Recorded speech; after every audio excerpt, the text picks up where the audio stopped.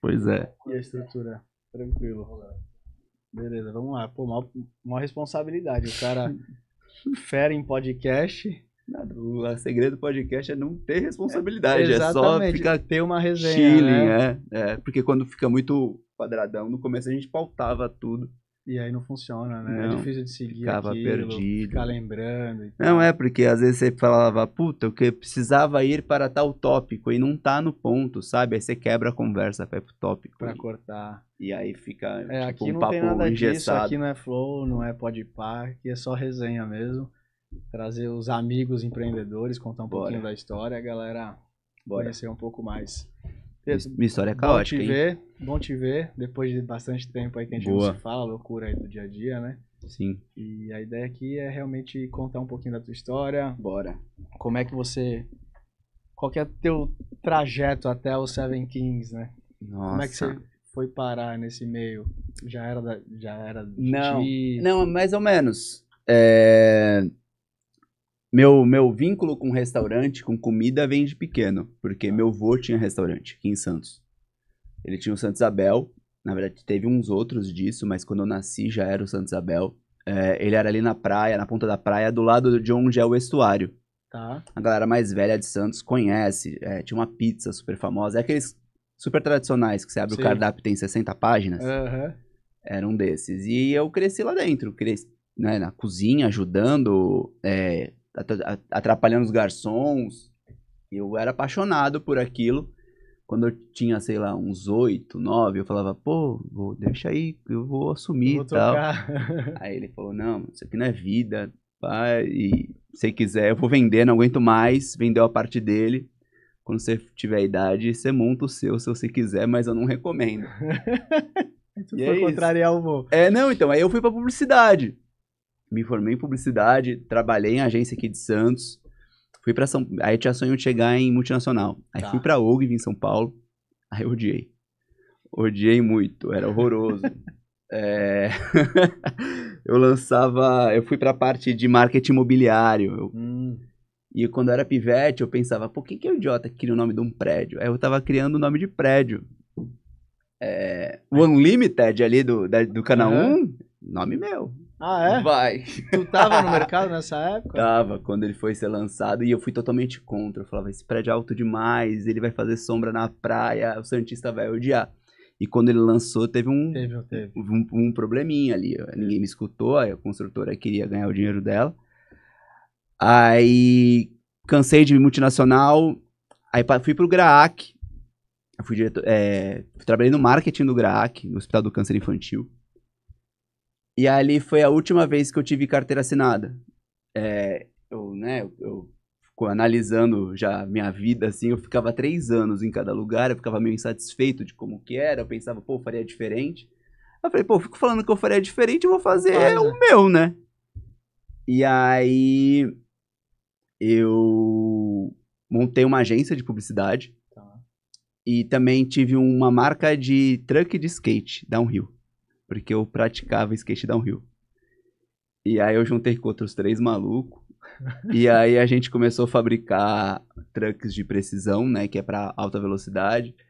Aí a gente pensa, né? Porque era uma galera, tipo, que era de comunicação. Tinha a Fernanda, que na época fazia aquelas entrevistas pra HBO. Sabe quando vai lançar filme? Sei. Ela que fazia essas Aquela. entrevistas todas pro Brasil. Caraca. E aí a gente produziu um documentário sobre skate downhill que foi pro... Qual é o nome do canal? Acho que não existe mais, mas é do grupo da TNT, qual que era o nome daquele canal? Daqui a Faço pouco eu ideia. lembro de Daqui novo. a pouco vem. Ele não tem esportes normalmente, mas ele é de filmes de ação, seriado e tal. E ele falou, pô, quero ter algumas coisas de esporte que seja esporte radical. Porque tava crescendo, o off tava crescendo pra caramba. E aí eles contrataram esse documentário, eu ajudei a roteirizar, dirigir ele. E aí tive a marca de truck, tive a agência. E essa história com publicidade foi rolando até... Foi até pré-Seven Kings. Seven Kings vem em 2017. Só que a conexão com o hambúrguer vem antes disso. Porque na agência a gente tinha uma parada. A gente tinha uma agência pequena, com alguns clientes bem legais, assim, em São Paulo. Só que a gente falava, pô, a gente não fica um dia sem trabalhar. Se não tiver job de cliente, a gente inventa problema. E aí, uma das vezes, a gente tinha uma comunidade de Facebook que analisava hamburgueria. Tá. Fazia parte da estratégia ali. Não, a gente... Era um hobby. De amigos. Tá. Os amigos iam, aí falava, pô, fui em tal lugar e foi tal legal assim, pá, não sei o quê. E aí tinha outros blogs de hambúrguer na época já, tinha o Hambúrguer Perfeito, Guia do Hambúrguer e tudo mais.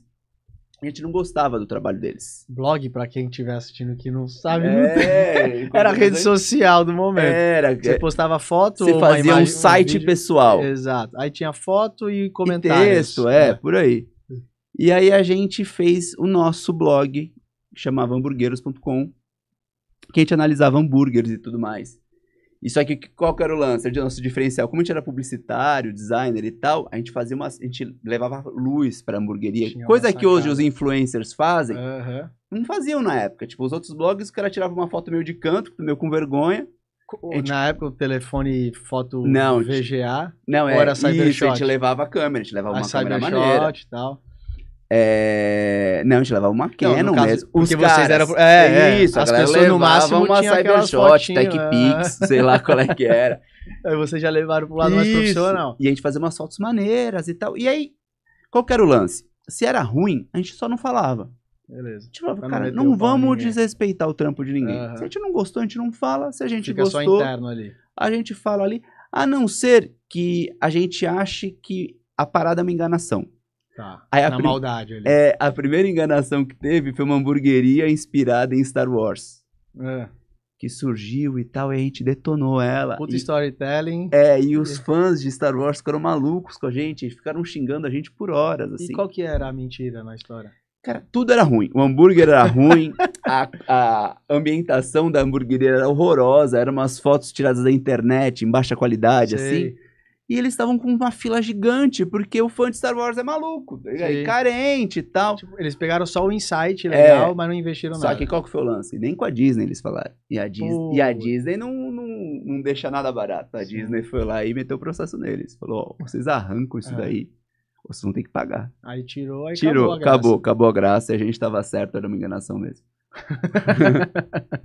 E aí com Hamburgueros veio o primeiro desafio. Em São Paulo tinha um evento que chamava Burger Weekend, Tá. que era um fim de semana, e aí... Acabou isso? Acabou. Hoje tem o Burger Week ainda, que ainda é do mesmo idealizador, do Cláudio Baran.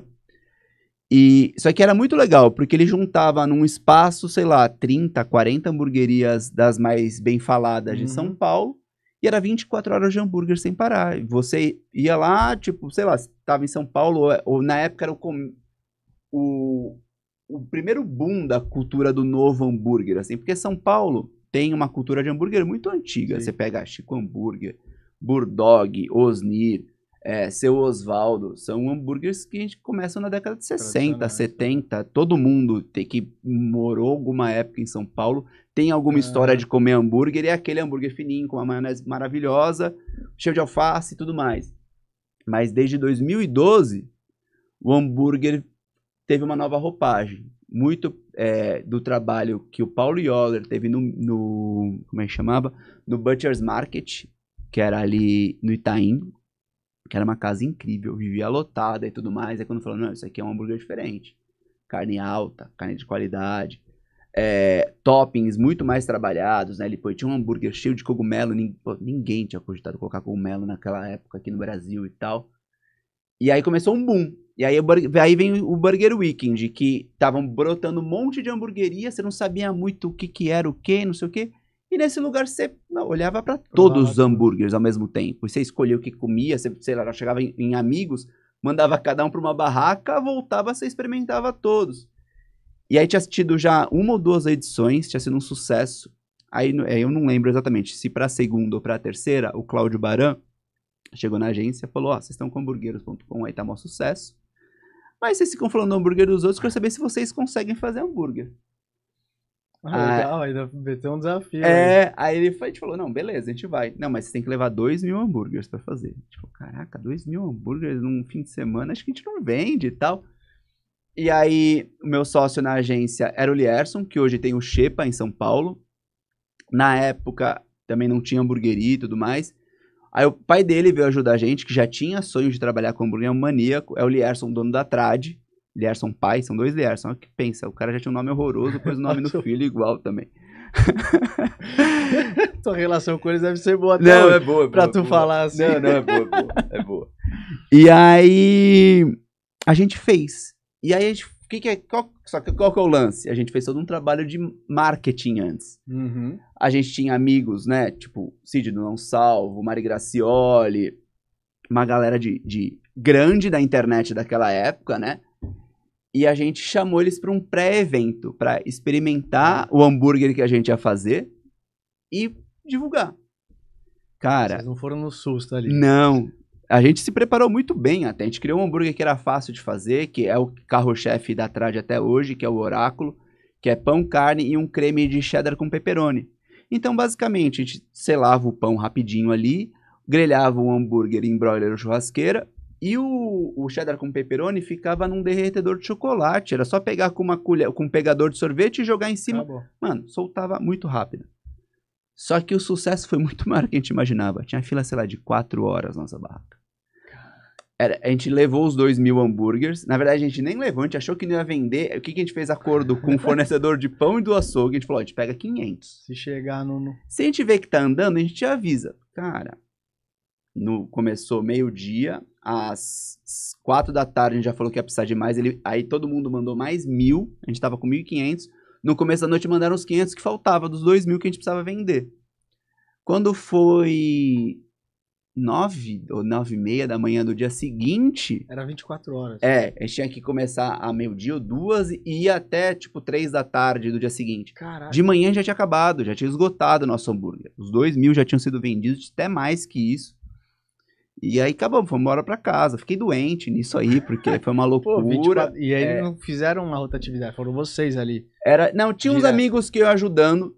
Mas ninguém ia pra casa descansar. Não, Foi pauleira. não. No máximo deitava na grama, num papelão, Pra dormia respirar um um pouquinho. pouco e loucura. depois voltava. Essa parte ninguém vê, né? E aí depois desse sucesso e tudo mais, vem quando eu faço a primeira vez hambúrguer, eu mesmo, comercialmente em Santos. Que o Stefano do Carmel, aqui em Santos, que é aqui, ali na, como chama? Goitacazes, que é um restaurante que só tem almoço, que é incrível. Ele chegou e falou, por que tu não faz hambúrguer aqui? Aí eu falei assim, não sei como que eu vou fazer onde. Ele falou, faz aqui mesmo, não abre à noite, a gente vai abrir um dia à noite, eu aviso os clientes, e a gente faz hambúrguer. Aí eu falei, demorou, consigo. Isso já baseado nessa fama que tu criou, nessa brincadeira. Nesse burburinho, porque a galera falou, pô, tem um cara de Santos, tá fazendo hambúrguer bom em São Paulo, fez fila de 4 horas, que parada que é essa? Aí eu falei, não, vou fazer em Santos. Isso ainda é agência rolando. É a agência rolando, era meu hobby de sexta-feira à noite. Tá. Aí marcamos, acho que foi pra um sábado a primeira vez. E eu sozinho na cozinha, porque eu achei que vai vir, sei lá, meia dúzia, vem minha família. Vou fazendo uma coisinha caseira. E eu levei coisa, acho que pra 100 hambúrgueres. A gente marcou pra abrir às 7, às 6h30 tinha mais de 200 pessoas na fila, ali na Goitacazes. E aí... Teve alguma divulgação pra isso? Só convidando as pessoas. Falando, ó, vai ter. Vai ter, não tinha, sei lá, um público Instagram, não tinha nada disso. Era assim. o público do restaurante dele. E uns amigos meus. Tá. Aí, na hora, eu já liguei, falei, pelo menos vamos dobrar isso aqui, né, vão ter pessoas pra atender quem tá na fila, e já aviso o último, que ele é o último. E eu tava sozinho. E tu conseguiu arrumar abraço ou tu foi sozinho? O filho da Roberta, lá do Carmel, foi lavar louça pra mim, porque... E aí fui eu sozinho, fazendo 200 hambúrgueres, assim. Eu acho que os últimos não estavam bons, eu já tava grog, cansado, mal. E aí daí surgiu um evento meu que chamava Burger Session, que eu fazia hambúrguer em restaurantes de Santos que não tinham hambúrguer. Fiz Multiabreja, fiz Adega Santista, aqui na Minas Gerais. Eu fiz em bastante lugar em Santos. Isso pra gente se localizar no tempo, que época que era 2015, isso? Eu acho. Em 10 Santos anos tinha o Original e a Hamburgueria Santista. Acho que a Hamburgueria Santista já tava fechando, não existe mais. E tinha a Original, que é uma baita hamburgueria até hoje. Mas não tinha tanta hamburgueria. Então tinha essa demanda. Pô, sei lá, Multiabreja, eu cheguei a levar 400 hambúrgueres, começar 2 da tarde, 5 horas já não tem mais, nenhum. Aí começou a ter, tipo, constante. Fiz no Trapiche, que também é do Carmel, do dono do Carmel, do Stefano. Meu, e assim, aí era de tudo, sei lá, levava 200 hambúrgueres, chovia, final de novela, vendia 3, sabe? Tinha as épocas que era uma bosta. Acertar. E aí, nesses eventos, começou meus sócios de hoje, que são meus amigos há muito tempo, falaram, por que a gente não abre uma hamburgueria? Eu falava, não, cara, não, vai ser uma merda. Vai ser mó difícil, pensa, restaurante, meu avô falava, tipo, você não tem fim de semana, você não tem nada. Aí veio aquele insight do começo lá. E aí eu não tava na cabeça com isso e tal, e aí eu tava na agência já também saturado com a vida de agência, porque é muito ruim, assim, eu acho que é muito ingrata, principalmente em Santos, eu tinha voltado pra Santos essa época já. Eu morava em São Paulo, tinha voltado a morar em Santos em 2015, e aí eu tava, tipo... A mentalidade pelo que eu percebo de fora, você que estava vivendo do empreendedor de Santos, e vem o marketing, a publicidade como um custo, né? Não como um investimento. Como um custo, e tem muita agência que tem práticas não éticas. Tá. Porque, vamos lá, na publicidade, assim como em vários outros, arquitetura, você é uma agência, você agencia. Você, né, lógico, tem seu trabalho criativo, cria arte, cria um filme, seja o que for. Aí você veicula, por exemplo, na TV Tribuna. Uma parte, tipo, você agenciou, então você ganha uma comissão por isso. Quem te paga é a TV. Tem agência que devolve esse dinheiro pro cliente. Ah, comigo é mais barato porque eu te devolvo a comissão. O valor. E é bizarro isso, tipo...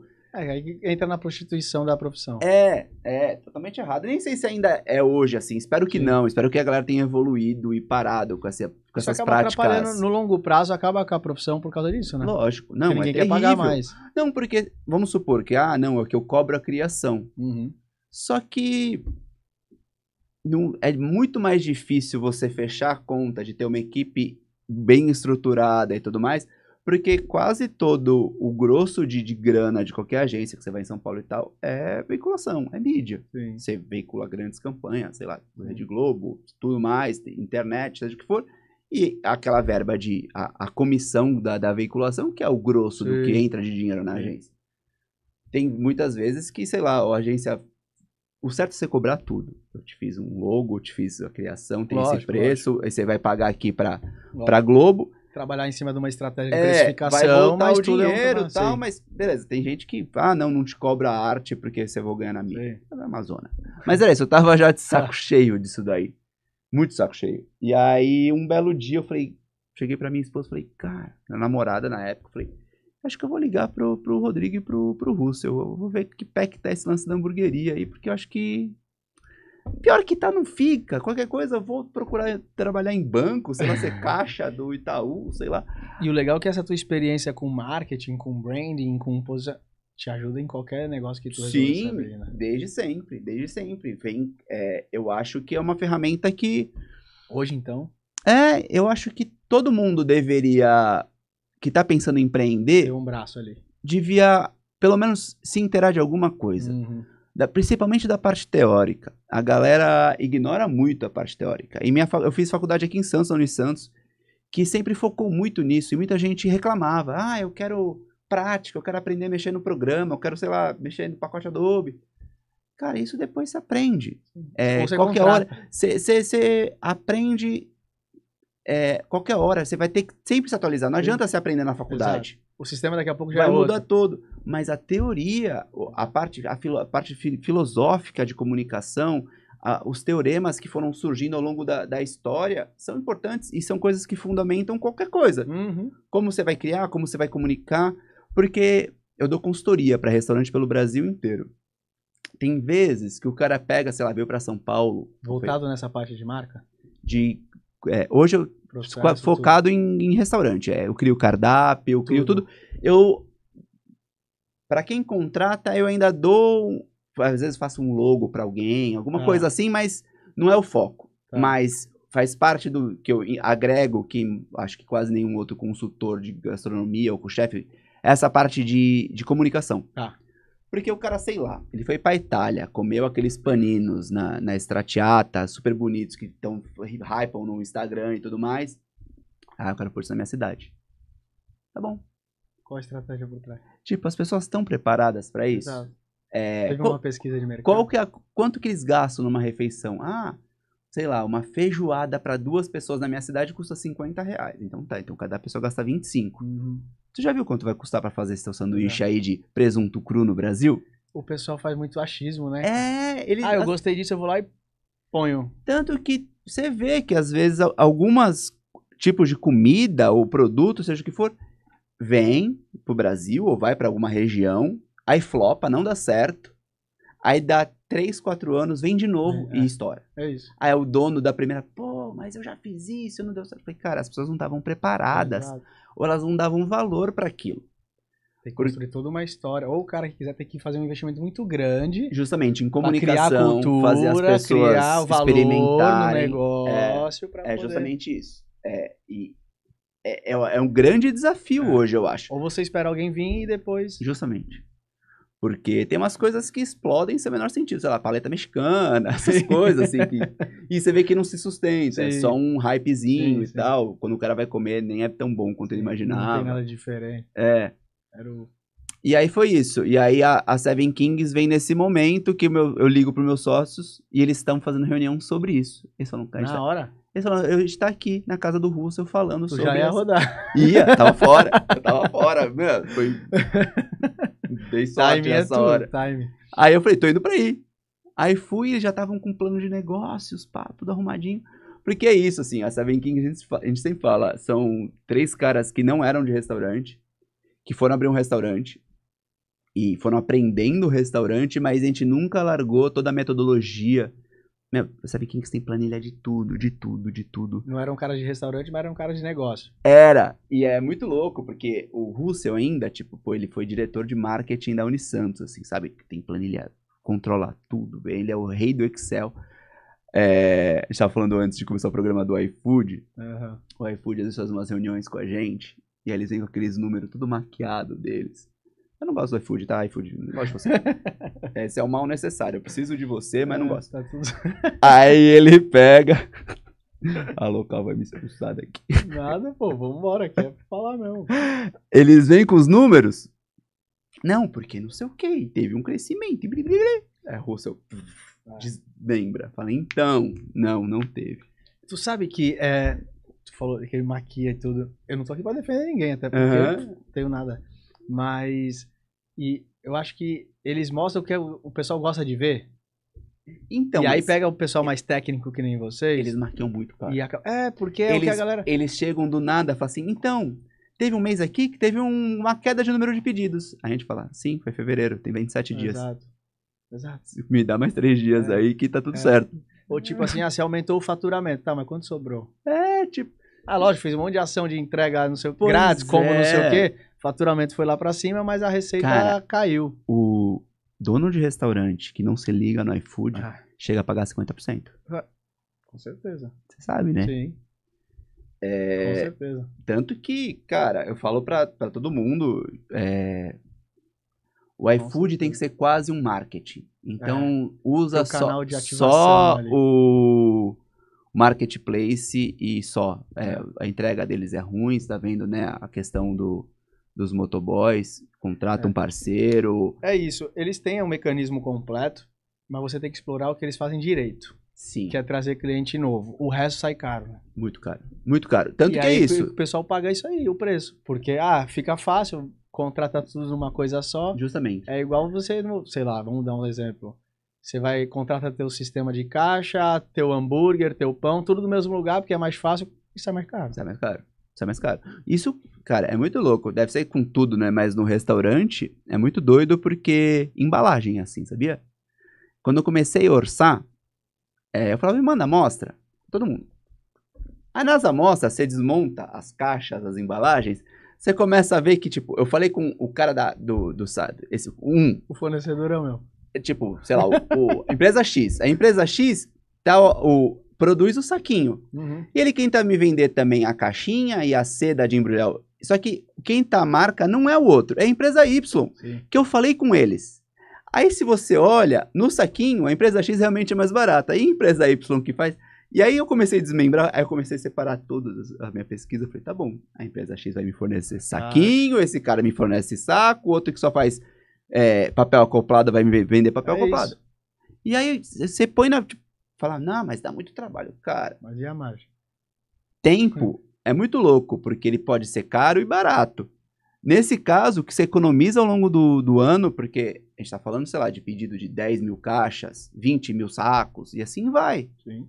Ah, a diferença de 15 centavos em cada um, multiplica. Com certeza. Eu acho que o teu tempo acaba sendo muito mais valioso nesse momento de planejamento Sim. do que você simplificar isso Pois é, e tu cara. vai pagar pra sempre depois. Justamente. Porque é um tempo dedicado num período de Sim, planejamento. Uma vez sim. que você acertou a mão, você identificou, acabou, cara. E são coisas que você precisa, às vezes, revisitar até.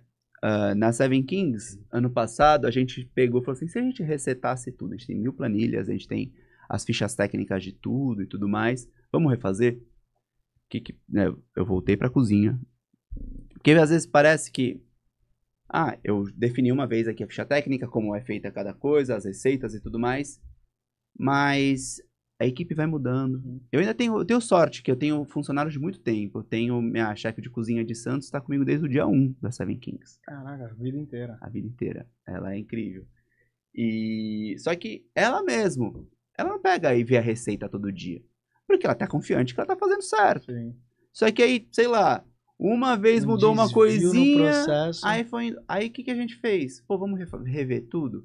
Vamos refazer, vamos repesar tudo? E aí, nisso, a gente foi achando um monte de lacuninha. Pô, isso aqui... E aí, nisso, o CMV que, sei lá, tava em 30, 29, cai pra 27. E quando a gente tá falando nessa porcentagem, o resultado que sobra pro dono do restaurante é incrível. Sim. E é um cuidado, assim. É super chato você fazer isso de tempos? É trabalhoso? É. Só que o mercado de restaurante, de alimentação, ele é muito ajustadinho, assim. Não Você pode fala, ter... porque tem um monte, sei lá, né? Quem segue dono de hamburgueria, de restaurante, você vê, o cara, eu faço 1000 pedidos na semana. Eu vendo não sei quantos mil. Mas quanto? Quanto sobra? Então, foi criado um hábito. Eu acredito que faz muito parte da cultura implementada pelo Big Player aí. Que ele te estimula a se gabar do teu volume de pedidos. Sim. E a gente vê, às vezes, o cara, eu não posso tirar a entrega grátis que cai meu pedido. Mas tu já viu quanto que sobra? Independente de quanto cai teus pedidos? Dos ensinamentos do avô, uma das coisas era isso. Ele falava pra mim, eu prefiro vender pouco e vender bem. Te dá o mesmo trabalho, pô. Ele falou assim, cara, eu prefiro que vender 10 pratos a 100 do que 50 pratos a 20. Porque eu tenho certeza que dessa maneira eu vou fazer a melhor comida que o cara pode comer. Escala direito, né? Porque, por exemplo, na Seven Kings, cara, eu faço toda a comida lá, todas as escolhas de ingrediente é como se fosse fazer comida pra minha mãe, pra minha esposa, pro meu filho. E isso impacta no valor que eu cobro, né? Porque não tem como. Eu uso uma carne excelente, eu uso azeite, tudo assim. O melhor que eu poderia usar dentro de uma lógica, né? Tem gente que às vezes fala, eu vou colocar, sei lá, foie gras no hambúrguer. O valor do azeite que tá hoje, se tu tirar só o azeite aí, pois é. já dá pra... Nossa, e tem essas oscilações malucas de mercado. Sim. Por isso que o que você tava falando agora, desculpa te interromper, sobre refazer esse estudo, porque o mercado é muito volátil. Justamente. E aí é o que você falou, o cara erra porque ele pega aquela estratégia de 10 anos atrás e segue pro resto da vida. Justamente. Aí fecha e fala, tá vendo? Não dá pra empreender no Brasil. O cara de tanto tempo fechou. E eu acho muito louco que Santos, a gente tem alguns exemplos assim, tipo a Big Pizza, sabe? Os caras não param de se reinventar, cara. É o tempo inteiro e eles são um fenômeno. E eu acho que eles, sei lá, sabe? Esses sim tinham que poder meter a cara em algum lugar e contar a história deles pra... Convidei o Thiago, não quis vir. Não, tem que vir. Tem que vir aqui contar, porque eu acho brilhante tudo. Sim. Tudo. Pô, a estratégia da nevadinha, o lance de distribuir pizza. Os caras viraram um império da pizza, sim, assim, animal, sabe? Animal. E aí você vê, tipo, os tradicionais que o tempo inteiro estão em busca de excelência. Van Gogh. Que tinham tudo, né, pra ter esse... Sim. E podiam estar só acomodados. E não... Eu sempre falo, você vai na Van Gogh, qualquer dia, qualquer hora, e pedir qualquer comida, ela é a mesma que você A comeu experiência, 10 anos atrás. E talvez o salão esteja um pouquinho mais bonito. Sim. E aí vai ter uma novidadezinha no cardápio É. de alguma coisa da moda. Eles não se acomodam. Mas a experiência que teu vô teve é a mesma que você tá tendo e você vai levar seu filho pra ter. Justamente. E eu acho isso brilhante, assim. São coisas que...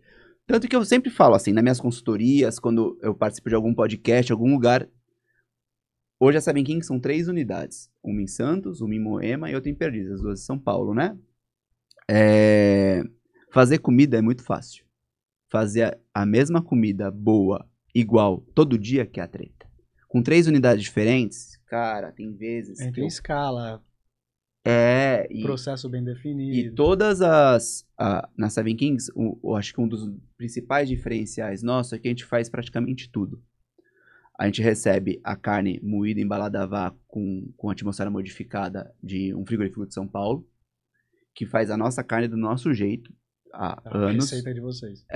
E a gente molda, né? Porque a gente molda lá pra... A gente não recebe pré-moldada ou congelada porque é a opção nossa de qualidade, do frescor que vai ter aquela carne e tudo mais. O pão é uma fábrica de pães aqui de Santos que desenvolveu um pão de hambúrguer de cará. Porque eu queria alguma coisa que tivesse cara de Santos na Seven Kings. Porque eu sempre falei, pô, uma hora a gente pode começar a ir pra outras cidades, pra outros estados, não sei o quê. Imagina a experiência da pessoa em provar isso que não existe. Os turistas chegam e falam, o que é pão de cará, mano? Eu falo, pão da cidade. Falo, come aí, se você gostar, quando você for em qualquer padaria em Santos... Não tem muito tempo que eu descobri que não existe pão de cará em outro lugar. Não tem em São Vicente. O mais parecido é o tal do pão de leite em outros lugares, mas não é a mesma coisa. E é muito louco que com o hypezinho do pão de cará que teve ano passado, tem 2 padarias de São Paulo, tem uma na Moca, é outra, se eu não me engano, é na Pompeia, tem pão de cará, e eles têm uma faixa. Temos pão de cará igual ao de Santos. Ah, é? Os caras com, tipo, Que estratégia deles e tal. Que aí turistas, às vezes, chegava lá, pô, 7 anos atrás, você falava, pô, o que é pão de cará? Eu falei assim, ó, com certeza, você tem apartamento de Santos, você vem sempre? Ah, a gente costuma vir. Quando você for na padaria, vai ter o pão francês, que aqui a gente chama de média. Sim. Do Também lado só do... aqui que chama de média. Só. E eu nunca descobri o porquê. Não, também não. Não, Eu tenho uma teoria, que é a metade da baguete lá, que é a Será? Me vê só a média. Mas só pode, assim, mas eu não já vejo outro passei porquê. vergonha Mas eu que com inventei isso. isso aí, tá? Não existe nenhuma... Uma vez eu já pedi 4 médias numa padaria em São Paulo, o cara colocou 4 café com leite em cima da bancada, não sabia o que fazer. Imagina, e aí tu vai devolver? Eu pedi pra ele colocar numa garrafa pra levar embora. E não comprei o pão, eu fiquei com vergonha. Tem que tomar cuidado. É Eu criei o foda. hábito de pedir pão francês aqui, já que é pra não errar. Então. Mas quando eu peço pão francês em Santos, eu me sinto mal. Me sinto traindo o Sim, movimento. A galera até te olha e fala, ih, não é daqui. Pois é. A pessoa vai te servir e fala, ih, o turista. Então, aí o pão de cará é uma fábrica que faz pra gente, aqui de Santos, inclusive. Que dizia, pô, eu sentei com ele, falei, Max, pô, eu queria fazer pão de brioche, você faz? Você faz pão de cará? Faço. Tem como ter um filho entre os dois, assim? Porque eu quero um pão de hambúrguer de cará, mas que seja mais fofinho, porque o cará é mais denso, né? Você vê, às vezes, a massa tá enrolada ali, é mais pesado. Eu queria um pão que tivesse até uns 40 gramas de peso, né? Pra questão de proporção com relação à carne e os outros toppings. Aí o resto todo, geleia, eu faço lá. Os molhos eu faço lá. Creme de queijo eu faço. Tem um dia certo que tu vai preparando? Depende do movimento, Tá. né? Tem coisa que tem validade de 7 dias, 5 dias e tal. Tem coisa que tem que fazer todo dia. E cada coisa é feita na própria casa. Tá. Só a unidade Você de não tem Moema um aqui centro, não faz tanto, porque ela é muito pequena. Mas vende perdizes. Vende Perdizes. Perdizes alimenta Moema com algumas coisas. Alguns cremes de queijo, com o bacon que a gente assa com açúcar mascavo, que não tem espaço com forno em Moema. Porque Moema foi uma oportunidade de pandemia. Tinha uma hamburgueria ali e tal, tava acabando a pandemia, essa hamburgueria não aguentou, aí apareceu num grupo de dono de restaurante, eu, pô, tô vendendo. Aí eu olhei e eu falei, cara, acho que dá. Vamos, reformamos rapidão. E aproveitando esse gancho de pandemia, como é que foi pra vocês? Porque até agora você falou todo o teu conceito é feito através de um vamos falar de um marketing de experiência. E eu acho que um dos gatilhos de vocês é a experiência, desde a casa, né, da história que vocês contam, o storytelling ali de todo aquele conceito, até a parte do sanduíche. A forma que ele vem no prato e tal.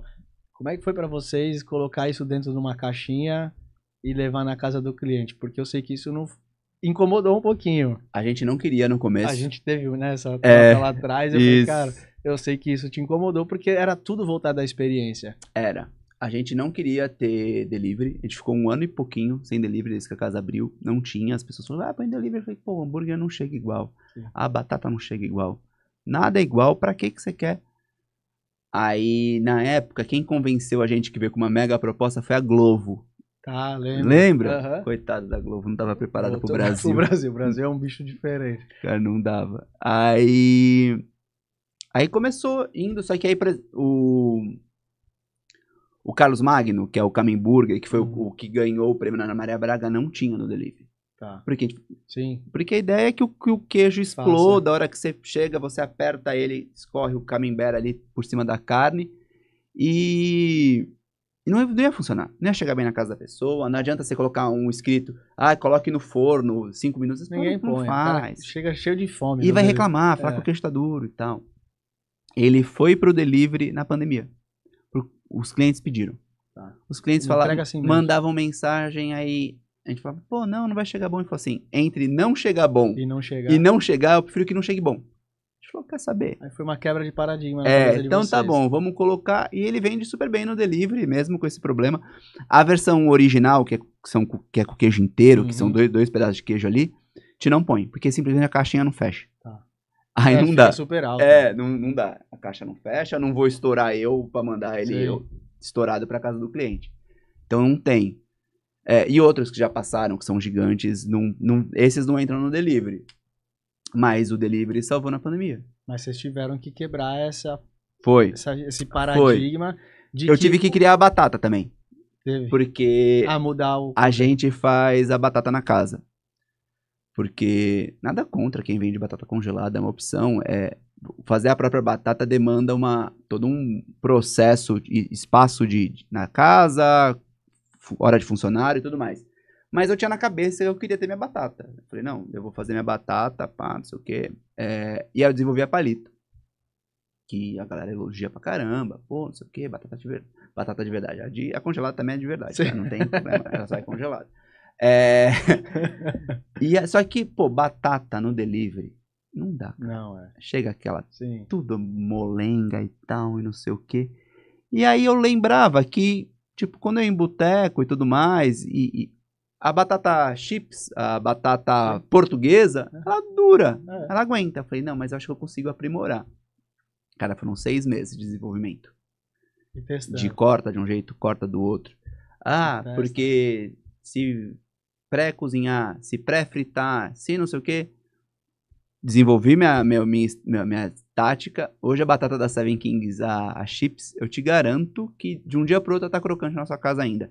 2 dias, acho que você vai precisar colocar um pouquinho no air fryer. E fica mesmo, porque eu consumo pra caramba. E ela chega a 100%, mas eu precisei desenvolver um produto porque tem doido que fica perturbando pela palito. Não tá lá, porque a gente já chegou a colocar batata palito e na descrição do item lá no aplicativo essa batata chega mole na sua casa. E a pessoa pede mesmo assim. Não sai caro, né? Não, e reclamava que chegou mole. Jura? Reclamava. Aí quando a pessoa quer muito, eu oriento a colocar na observação. Coloca, eu quero a batata palito. Tem gente que coloca, o Prieto disse que eu posso pedir batata palito. E aí te manda. O cara se esforçou, ele digitou. Então ele sabe que vai chegar uma porcaria e vai ficar feliz daquele jeito com aquela... Porque pra vocês, principalmente que pensaram em toda a experiência, eu acredito que deve ter sido uma puta barreira, porque assim, é um outro tipo de experiência. O cara que pede no delivery, ele já vai saber que a batata vai chegar murcha, já vai saber que o teu sanduíche não vai chegar naquela apresentação. Então, eu acho que são questões diferentes. O cara tá em casa, e eu acho que isso que vocês demoraram... Porque pra gente que tá de fora, é mais fácil chegar e falar pra ti. Cara, o cara já sabe. Mas tu fala, cara, mas não foi isso que me fez chegar até aqui. Né? Dá medo. Porque é outro público. Porque... Não, é a mesma pessoa, só que em momentos diferentes, desculpa. Mas é isso. Só que quando você faz um trabalho, né, de imagem... Aí tinha um lance da Ana Maria Braga e tal... A gente queria que a primeira vez que ele fosse comer o que ele viu lá na TV, ganhando o prêmio, que o Louro José falou que era o melhor... Gerou um bom... A gente não existia quando a gente ganhou. Ah, A gente ganhou antes de abrir. A gente tava no... O processo de abrir a Seven Kings levou mais de ano. Porque desse lance de fazer a reunião lá do plano de negócio e tudo mais, a gente não achava ponto em Santos. A gente não achava lugar onde eu queria abrir a... E aí, quando rolou isso, eles tiveram que acelerar, porque tinha demanda e Tava vocês... em obra já. O que aconteceu? A gente soube do prêmio em janeiro. Que tinha que se inscrever até o Janeiro começo de de que ano? fevereiro. De 2017 mesmo. Tá. Janeiro de 2017. Aí tinha que se inscrever até fevereiro. O Russell cadastrou, se inscreveu com o Kamen Burger e eu me inscrevi com o que hoje chama Ragnar. Tá, que é um dos meus preferidos. A gente mandou. A gente não tem certeza, mas falaram que os dois ficaram no top 100. Só que o dele foi pro top 10, que era pra gravação. E aí, isso, quando avisaram que ia ter a gravação, foi, sei lá, fim de julho, talvez. Só que marcaram só pra agosto. Tá. Aí foi três fins de semana. Teve o primeiro, passou, o segundo passou, e a grande final foi no 7 de setembro de 2017. Isso é a obra rodando. E a obra indo. Tá. A obra começou em junho, eu acho, fim de junho. Foi até que rápida nessa obra, assim. Aí ele ganhou, ele voltou a casa, a gente fez um churrasco de comemoração no fundo da casa que é hoje, só que tava em obra ainda. E durante aquela semana, às vezes eu tava lá na porta, sabe, esperando entregar material, Sim, revestimento. Chegava a van de senhorinhas, descendo. A gente veio comer o hambúrguer da Ana Maria. Nossa. Aí eu falei, puta, mano, não estamos abertos ainda e tal. Ah, mas a gente veio de longe. Aí eu indicava outras, falava, tem original Copa, ó, tal endereço, é uma ótima hamburgueria, vai lá. Do José, pô. Queria, mas não tinha. Pelo menos aí ia o quê? comer um hambúrguer. Indicava uma boa de Santos. E aí foi indo. E foi uma loucura, porque a gente fez 3 eventos teste, né? Tipo, família, amigo, influenciador e tal. E a gente foi inaugurar de verdade uma terça-feira, no dia 29 de novembro de 2017. Ou 27. Talvez 27, acho. Acho que é 27. Aí, 2 meses depois do prêmio. Depois do prêmio. Eu cheguei pra cozinhar, era 6h10, eu acho. E aí tava a Bárbara, que trabalha comigo até hoje, na porta, porque ela era a minha única assistente do dia. Tá. A gente começou, a gente falou, não, a gente vai começar pequenininho. Eram 6 contratados. Porra, só. mesmo depois desse boom, vocês ainda acharam que ia ser... E a gente achava, porque já tinha passado 2 meses já e tinha tal. dado uma esfriada. E tinha um cara do lado dela. Aí eu olhei e falei, lembro de ter contratado esse cara. Eu acho que falei, às vezes é o marido dela, né? Sim, Veio tá trazer no conversando primeiro ali, dia e tal. Aí abri a porta, levei lá dentro e tal, e o cara não entrou. Eu falei, que estranho. Aí eu saí de novo, falei, que você veio trabalhar e tal? Não, eu já vim pra inauguração. Eu falei, como eu pra inauguração, cara? Eu peguei o primeiro ônibus, eu vim lá do Butantã, em São Paulo, pra não perder a chance de entrar. Eu falei, não acredito, mano. Vai ser uma loucura. Aí quando deu 8 da manhã, já chegou outro, e aí foi chegando. Quando a gente foi abrir pela primeira vez, a gente ia abrir a 1. 1 da tarde. E o cara, às 6 horas da manhã, tava lá. E já tinha, quando a gente foi abrir, acho que tinha 85 pessoas na fila. Que isso. E o espaço lá cabia quantas pessoas? 45, eu acho. E aí eu falei, fudeu, cara. E aí foi isso. O começo foi bem traumático. Bem traumático. Mas problema bom. Médio. Cara, não recomendo, assim. Porque teve uma galera que deve ter... A experiência não foi o que você esperava. Teve um dia, sei lá, acho que no 4º, 5º dia, a gente abriu numa terça, eu acho. No sábado, primeiro final de semana, eu cheguei às 5 da manhã, quando era, eu acho que 2 da manhã, já tinha virado tudo, assim, eu tava lá ainda, eu tava no salão tomando uma cerveja, eu tava sem energia. Uma mesa, eles devem ter ficado umas 2 horas na fila, 3 horas. Aí chegaram na mesa. Aí o hambúrguer deles levou quase 1 hora pra vir na mesa. 4 horas da experiência. Quando chegou, eu vi que tava tudo errado, cara. Eu não tinha energia de ir lá e falar com os caras e resolver a parada e pedir desculpa. Eles comeram mal, devem ter ficado muito putos e foram embora. E eu não tive, eu não consegui me mexer assim, eu tava aqui. Ficou ali, a cabeça já tava lenta. Eu só queria chorar. Mas foi terrível o começo, assim, foi bem traumático. Porque era aquilo, assim, sabe, crescer num restaurante, mas eu não tinha tido a experiência disso. A gente não tinha espaço, porque no nosso planejamento, sei lá, a gente ia vender no fim de semana 100 hambúrgueres. A ideia era, eu produzo tudo de manhã, desmonto a cozinha de produção, monto ela pro ataque e trabalho com o que eu já produzi. Eu tinha que ficar parando e produzindo. Eu tive que comprar uma tábua de corte grande para tampar a pia, para a pia virar uma bancada de apoio. Começamos a moldar carne no nosso escritório no andar de cima. O case de vocês é engraçado mesmo, assim, é diferente. Porque eu, como cliente, primeira vez que eu fui, que deve ter sido nessa época, a sensação que dava é que vocês já começaram pequeno. Mas não por estar errado. Vocês tinham, 45 pessoas, cara. Sim. Só que eu acho que ninguém esperava que cara, fosse... a gente saiu contratando gente. Teve um dia... Então a sensação tá sempre cheio, sempre... Aí fala, caraca, mas...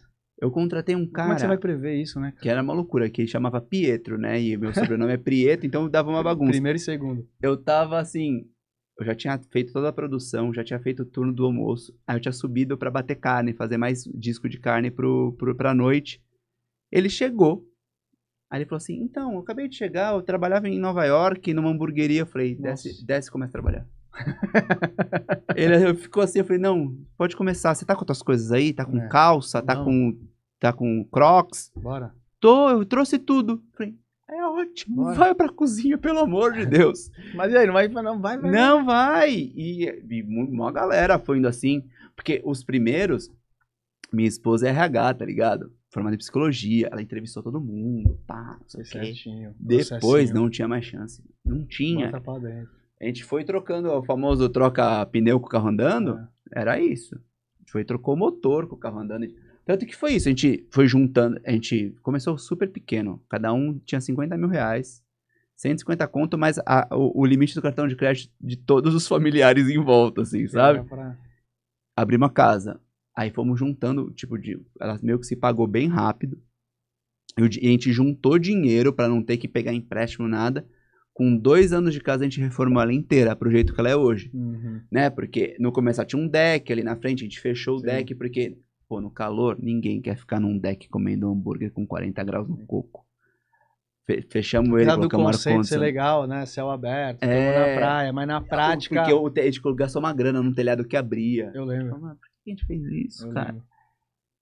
E aí, troquei os equipamentos vários. Fritadeira, eu vi que não servia. Bancada, a bancada refrigerada da Seven Kings, eu que desenhei.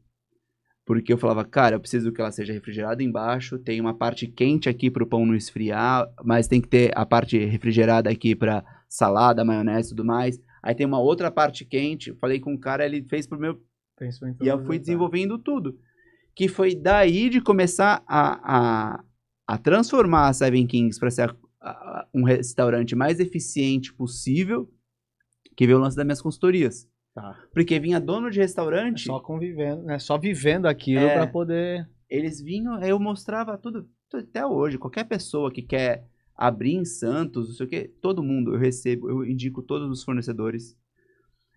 Eu achei fornecedor em São Paulo que trabalha só com queijo, assim, e alguns embutidos. O preço é muito mais baixo. Eu comecei comprando pra São Paulo, falei, pô, tu consegue vir pra Santos? Ele, precisaria de mais gente. Eu chamo os donos de restaurante, eu falo, vocês não querem comprar desse cara? É raro aqui em Santos, vamos falar a verdade. É raro. A galera tem uma ideia de que concorrente é inimigo. E eu costumo falar, galera de cima se ajuda, embaixo que a galera se mata.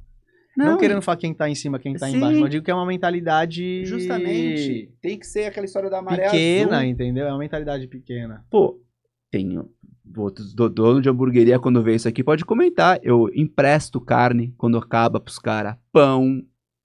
Tudo. Os caras precisam... A máquina gira pra todo mundo. Eu indico.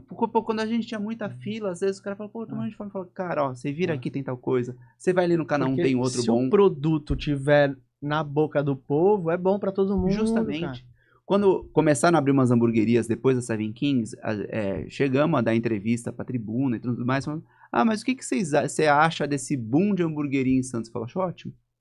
O santista não tem a cultura do hambúrguer. É que tua mentalidade é diferente. Se fosse alguns outros casos, o pessoal vai falar, não, é um absurdo, porque só o meu e não sei o quê. Mas você entende que o movimento é importante. Porque você pensa, sei lá, se só tivesse ficado um restaurante de temaki em Santos. Sim. Precisou daquela onda pro Santista entender que é pessoa... uma opção de refeição. Senão a pessoa vai desistindo. Sim. Eu tenho vontade, mas só tem lá, ela tá sempre não sei o quê. Aí você começa a perder, aí outras coisas vão aparecendo. Não é mais uma opção. Exato. Porque quando começou a pandemia, a gente sofreu pra caramba, porque o Santista, no geral, tinha muito costume de, quando fosse pedir comida, pedir pratos grandes. Pratos que alimentam a família inteira. Que vem dos nossos restaurantes tradicionais. Né? Aqueles... Pô, você pede comida, sei lá. 4 pessoas, vai lá pra 2. Então pode... Nós 5 aqui. Tipo... come a família a semana toda e tal. E aí na Seven Kings, até então, até o começo da pandemia, sei lá, fim de semana, 85% do meu cliente era turista. Tá. Meu maior desafio de marketing, de comunicação na Seven Kings no começo foi comunicar com o público de Santos. Eu fiz outdoor, eu fiz mídia tradicional para poder conversar com essa galera. Foto de um hambúrguer gigante, falando da Ana Maria Braga, sabe? Pô, porque as pessoas passavam na porta e falavam, o que é isso aqui? Pô, eu tô há 2 anos aqui, cara. E aí, começou o delivery, né, pandemia, começou a pandemia, a gente falou, por decisão ideológica, a gente não vai demitir ninguém. Quem é mais velho, quem é grupo de risco, fica em casa. A gente tá de delivery só mesmo. Quem consegue trabalhar, vai trabalhar e a gente paga o salário de todo mundo. E aí foi difícil, porque os pedidos super pouco no começo e tal, não sei o quê. E foi assim... A comunidade demorou pra engajar. Foi assim que eu fui abrir a primeira em São Paulo. Porque meu público era de São Paulo. E o público tava preso em casa, não podia vir. Então eu vou até eles. E aí um amigo meu tinha um ponto, que era ia ser uma cozinha de sanduíches, estilos nova-iorquinos, ali nos Jardins. E aí eu sei que antes da pandemia ele tava tentando vender, começou a pandemia, o cara que ia comprar desistiu. Aí eu liguei pra ele, falei, quanto pagar de aluguel lá? Tanto. Eu falei assim, você quer fazer um esquema? Me empresta, eu vou adaptar pra mim e eu te dou uma parte do meu lucro. Quando me define o valor que você quer nela, quando eu tiver a grana eu te pago. Aí ele falou, ok. Achei pro meu sócio, falei, então gente, o dinheiro que a gente tem guardado... A gente pode ficar tentando salvar Santos aqui, mudar, ou fazer essa loucura, gasta um dinheiro lá, não é tanto, já vi aqui, a gente vai precisar trocar esses 2 equipamentos, contratar uma galera. Aí foi isso. Fechamos, eu abri a Seven King em 7 dias, em São Paulo. Caraca. Fui no primeiro dia... Tem que tomar risco toda hora, né? A galera não acredita, mas você tem que estar tomando risco o tempo inteiro. Que é um dos grandes motivos que, uma das decisões mais acertadas minha e dos meus sócios foi a gente sair da operação. Porque no começo eu ficava no broiler. Eu era o chapeiro. Eu amava. Eu peguei também essa época aí, como cliente. Amava, cara. Cara, tinha vezes que eu entrava, tipo, tinha essa loucura de chegar lá às 6 e sair meia-noite. Mas, cara, assim, tinha vezes que eu acordava e não queria ir porque eu tava muito cansado. Mas a hora que eu entrava na cozinha, cara, parecia a meditação. Eu nem via passar o tempo. É de ti, né? Só que a hora que você tá fora... Você consegue ter leveza na cabeça pra pensar nessas coisas. Visão de negócio, Porque senão não tinha saído. E aí foi isso. Aí abri São Paulo nesse susto aí. E deu certo, foi o que salvou. Essa unidadezinha, sei lá, que tinha 50 metros quadrados, vendia tanto que pagava as contas de Santos. Fez a gente conseguir não mandar ninguém embora mesmo. Caraca. Foi. Esse movimento de risco, de tomada de risco. Salvou a gente. E aí também acabou levando vocês até o maior público de vocês. Sim, porque foi uma loucura, porque a gente fez o post, vai ter essa aqui em São Paulo. Se não fosse isso, tu acha que tu ainda ia demorar pra ir pra lá?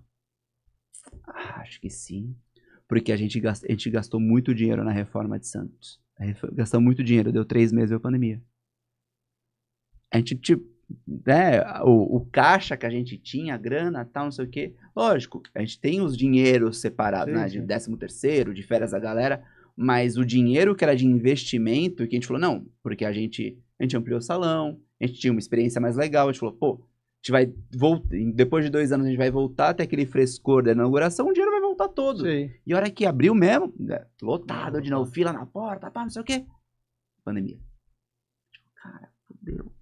Tipo, desespero, né? Porque foi exato, 2 meses, fechou tudo. Não deu tempo de recuperar o dinheiro. Que loucura. E aí o dinheiro que tinha sobrado lá e tal, a gente abriu São Paulo. Porque senão a gente ia ter que sobreviver de algum jeito em Santos só. E depois juntar esse dinheiro todo de novo Recuperar, para poder pensar em qualquer tipo de expansão. E é muito oportunidade, preparo e visão, né? Sim. Porque vocês já estavam preparados para uma escala que aí vem de tudo que você falou, de processo organizado, de todo Sim. alinhamento, dessa experiência que vocês adquiriram. Sim. Aí a oportunidade aparece, que às vezes parece ser uma oportunidade. Às vezes a oportunidade vem disfarçada de problema. Sim. Aí aquela frase clichê de chorar e vender lenço. Uhum.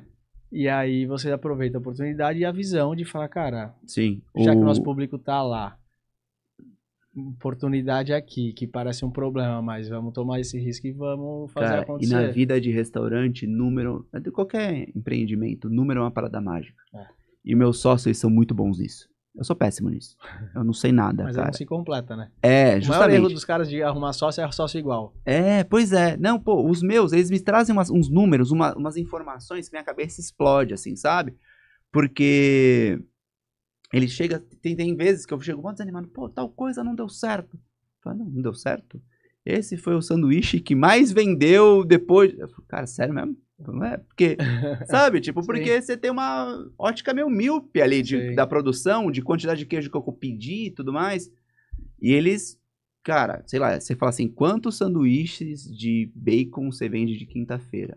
Em 5 minutos eu te traz informação, assim, sabe? Certinho, documentado. E isso com certeza foi o fator crucial para essa tua atitude, essa atitude de vocês ter dado resultado. Ah, sim. Porque se tu fosse parar para fazer estudo e analisar números e tal, então dados, a galera não dá valor para dados. Não dá. E isso é fator chave para qualquer decisão, porque toma a decisão mais rápido. A galera me chama às vezes para olhar, analisa aqui meu restaurante, lojinha, seja o que for. Não consegue nem te falar qual que é o Não sabe nada, tipo, eu falo assim, quanto desse você vende? Eu não sei. Vamos supor, exemplo, salgado. O cara tem lá mistinho, tem empada. Qual que você vende mais? Não sei. Porque você cadastrou salgado e cada vez que vende, porque o valor é o mesmo. Aí você fala, cara, quanto você joga fora no fim do dia? Não sei. Muito doido. E aí o dinheiro vai escorrendo, vai jogando no lixo. E aí acontece isso, que a gente vê e fala, aqui no Brasil é difícil empreender, mas a gente vê que ainda tá muito raso o empreender, né? Cara, e a gente tem... A informação. Muita fonte de informação. O tempo inteiro. Cara, você tem o Senac aí, cara, que tem cursos incríveis. E as próprias plataformas que o pessoal usa, né? O PDV, o marketplace de venda lá, o iFood. Cara, tem tudo tá lá, mastigado. Você precisa olhar. Você precisa querer. Porque não adianta você colocar a ferramenta se você não implementar o processo. Aí o cara acha que só tem aquele sistema que é pra... porque aqui eu aperto o botão e sai a filipeta. Justamente. Não, bicho, aquilo ali é pra tu usar o que tá por trás. É muito doido, porque... E a galera também não... que eu vejo muito poucos fazem é investir na equipe. Na Seven Kings, todo funcionário, depois de um tempo, que humana, né? atinge um certo cargo, uma certa confiança, a gente oferece de pagar qualquer tipo de curso de especialização. A gente paga faculdade, curso de gastronomia, se o cara quiser. Pô, eu queria me especializar. Às vezes chega lá, o funcionário fala, eu vi um curso de sobremesa. Tá bom, traz aqui quanto que é. Sim. Eu pago. Lógico. Você vai agregar valor pro... O meu gerente regional hoje, ele também é um desses funcionários que está desde o dia 1, o Natan. Ele fez curso, mano. Ele fez faculdade de administração, porque antes disso ele fazia publicidade, ele queria ser fotógrafo. Ele foi um dos que, numa conversa de equipe, sabe, eu levando o papo com a galera, eu falei assim, pô, gente, que eu sempre entendi isso, principalmente equipe de salão, eu pegava uma galera muito nova, universitária e tudo mais, e falava, eu entendo que esse aí não é o emprego dos sonhos de vocês. Aqui é uma passagem. O que eu vou pedir de vocês é comprometimento enquanto vocês estiverem aqui. A partir do momento que você achar que você não quer vir mais, só me fala, cara. Você sai fora, tá tudo certo. Mas faz uma história foda aqui, pra ser um aprendizado legal, e depois você sai fora. Porém, eu queria falar que, se vocês nunca olharam, o ramo de restaurante é muito legal, cara. Um bom garçom, um gerente, um cozinheiro, ganha muito bem. É só trabalhar. Ganha muito mais do que vocês imaginam, porque não tem. Não tem, assim, se falar que eu tenho tal gerente para oferecer para restaurante. Cara, vira leilão. Os caras querem. Qualquer profissão bem feita monetiza. Justamente. Só que você pensa, restaurante, tem um monte. Equipes são grandes. E você precisa ter cara bom. E não tem. E aí, o Nathan foi um desses. Chegou depois dessa reunião e falou, eu posso conversar contigo? Pô, eu queria estudar pra um dia ser gerente e tal. A gente falou, não, tá bom. A gente vai ficar de olho em você. Tá, não sei o quê. Aí ele virou coordenador, começou a fazer a faculdade, virou gerente da loja de Santos. Assim que a gente começou a expandir, tipo, viu que precisava de alguém de contato direto pra manter padrão, foi ele. E hoje, cara, hoje ele voa na Seven Kings, ele... Gerencia tudo, né? Tudo. E ele me traz relatório, me traz dado, sei lá, tipo, de uma conversa, de uma avaliação de gerente. Ele criou um modelo dele de avaliação, que ele me traz pontos fortes, pontos fracos, o que a gente pode fazer com o cara. E aí, o resultado disso é o melhor dos mundos, porque é o cara que foi criado dentro de casa. Justamente. Então ele vai te entregar exatamente o que você quer receber. Sim. Quando você contrata de fora, não que tem melhor e pior, mas quando você contrata de fora, ele vem com aprendizados e doutrinas de outros lugares e implementa ali. Beleza, funciona. Mas nada melhor do que o cara que foi desenvolvido ali, que já cria... É igual o jogador de futebol, né? Que toca a bola sem olhar. Já sabe onde tu se coloca, justamente. já sabe onde tá posicionado. A gente tenta o máximo possível contratar para funções iniciais. E aí, para cozinha, começa casa. na pia, começa como auxiliar de cozinha. No salão ele é cumim. E a gente vai implementando a nossa cultura na parada. Porque o atendimento lá, você vê que ele é super atencioso, mas sem ser chato, sem ser quadrado. A gente tem um cardápio difícil, né? São 7 hambúrguer com nome de rei, que alguns de pronúncia complicada. Mas ainda tem lá o x-salada, tem as coisas todas que você pode fazer. E os garçons, cara, eles são super elogiados. A gente recebe muito feedback de quanto que foi legal, de quanto os caras foram claros na comunicação. Sim. Pô, é muito louco, porque eu tenho um cliente, sei lá, aqui em Santos, que tem um casal de velhinho que vai toda semana, e eles nem escolhem mais. Eles chegam pro garçom e falam, o que a gente vai comer hoje? Tem essa confiança, sabe? Fantástico. E aí eles gostam de cerveja, aí vem um hambúrguer e fala, o que a gente vai harmonizar? E eu dou treinamento pros garçons de harmonização de cerveja, porque lá atrás, 7 anos atrás, a galera falava, a hamburgueria não vende cerveja, cara. Por que não? Por que tem que ter como? Porque você entende que, sei lá, quando o cara entra na hamburgueria, é diferente de entrar num bar. Ele vai pedir um hambúrguer, talvez um acompanhamento, e 1 ou 2 bebidas. Eu prefiro 1000 vezes vender uma cerveja de 30 que me dá, sei lá, 10 ou 15 reais de lucro, do que uma cerveja de 9 que me dá 2 de lucro. Porque o cara não vai entrar lá e tomar 10. Não vai tomar 10, vai tomar uma.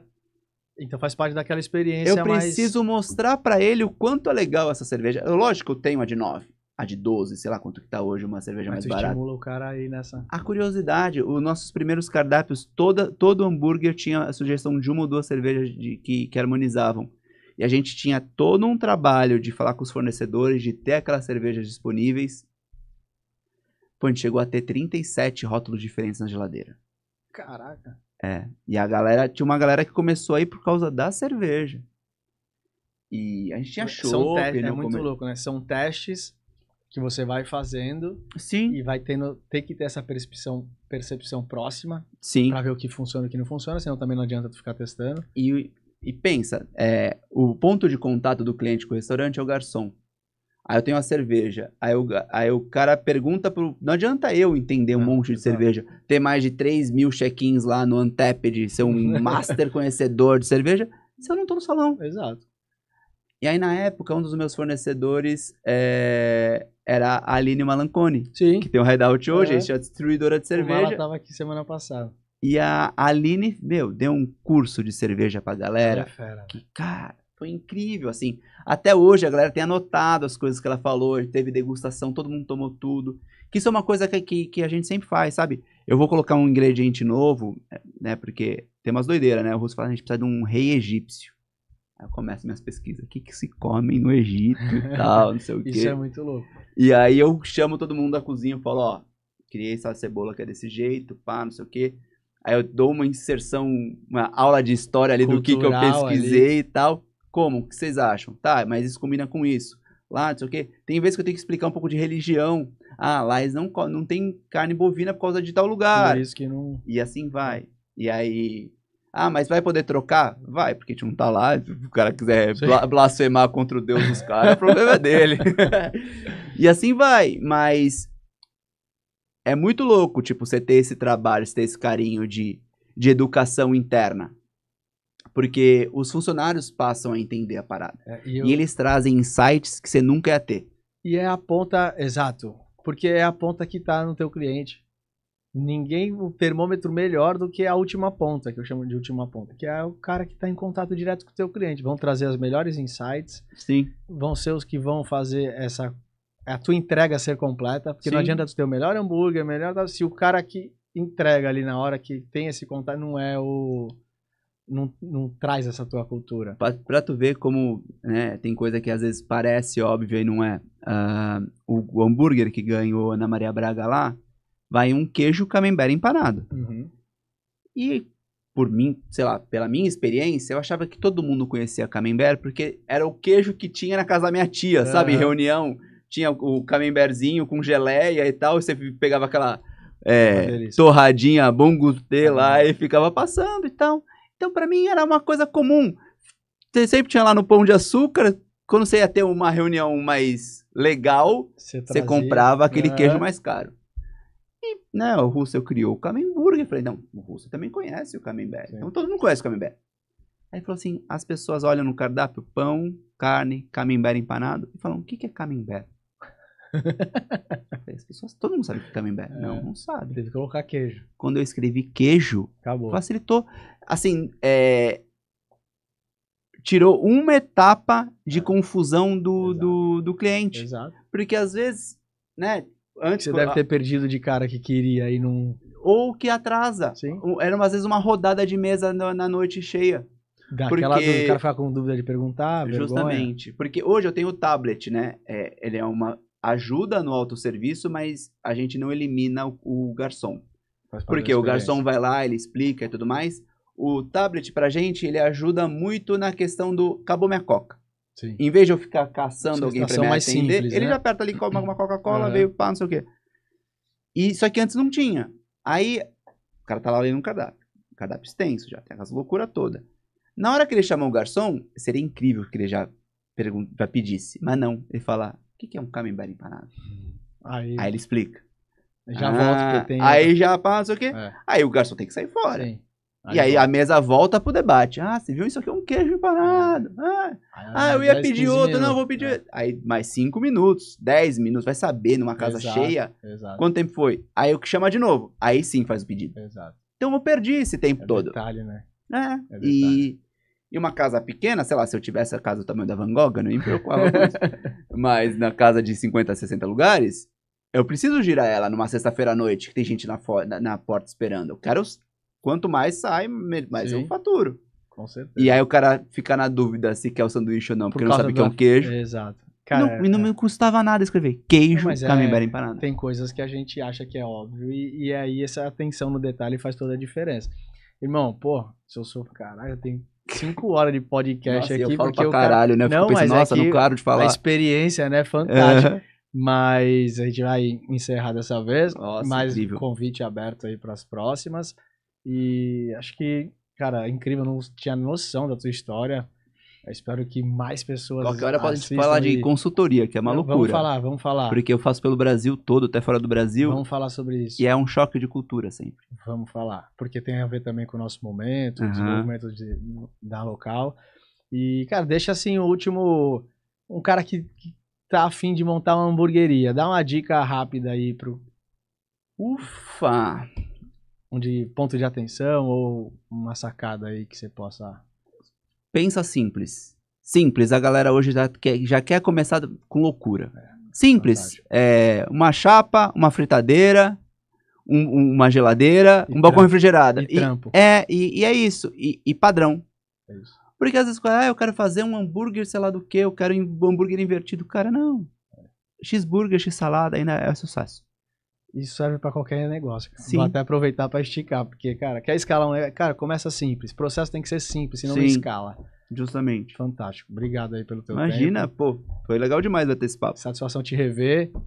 Bora, vamos comer hambúrguer. Exato. Valeu, irmão. Valeu, até mais. Boa.